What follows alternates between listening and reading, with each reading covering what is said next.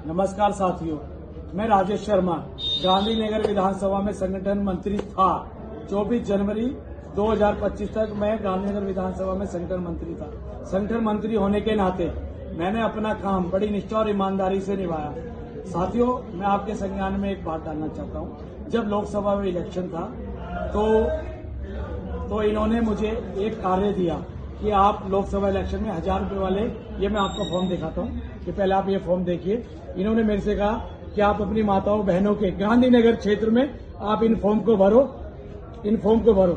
तो मैंने संगठन मंत्री होने के नाते ये अपनी बहनों को, अपनी माताओं को ये 1000 रुपये का लाभ मिल सके, इसलिए मैंने घर घर जाके फॉर्म भरे।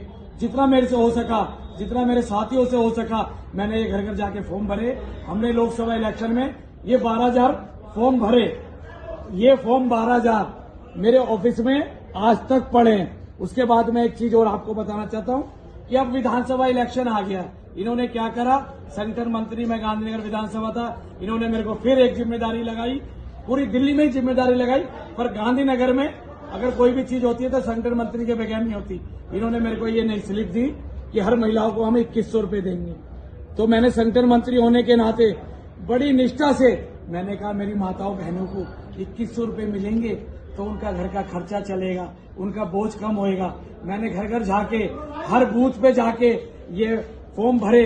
मैं आपको बताना चाहता हूं, मैंने बड़े इतनी मान से ये फॉर्म भरे, इतने मेहनत करके मैंने ये 20,000 फॉर्म गांधीनगर विधानसभा में भरे। उसके बाद मैंने अपने जो दिल्ली प्रदेश अध्यक्ष थे और दिल्ली के सह प्रभारी थे, उन सबसे बात करी कि सर, हमने जो ये माताओं बहनों के फोन करे हैं, वो लेडीज हमसे अब हमारे ऑफिस में पूछने आती हैं कि हम इसका क्या करें। तो उनका पता है क्या जवाब था कि राजेश, आपने जिस तरह लोकसभा में इन महिलाओं को बेवकूफ बनाया था, इस बार भी उन्हीं को इसी तरह बेवकूफ बनाओ, हमें तो सिर्फ वोट लेना है, पैसे कौन दे रहा है। ये बात सुन के मेरे को बड़ी पीड़ा हुई और मेरे को बड़ा आहत हुआ कि इन्होंने हमारे थ्रू, हमारी माताओं बहनों को मेरे थ्रू उनको झूठ बुलवाया और उनसे 2100 रुपये के फॉर्म भरवाए।